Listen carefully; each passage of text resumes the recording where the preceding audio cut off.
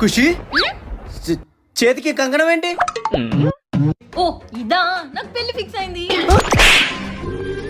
ఇంట్లో అబ్బాయి ఒక్క రూపాయి కూడా కట్నం తీసుకున్నాను మా నాన్నతో అన్నారంట, అందుకే కమిట్ అయిపోయా. ఓ నన్ను వదిలేడానికి ఇలా కంకణం కట్టుకున్నావా?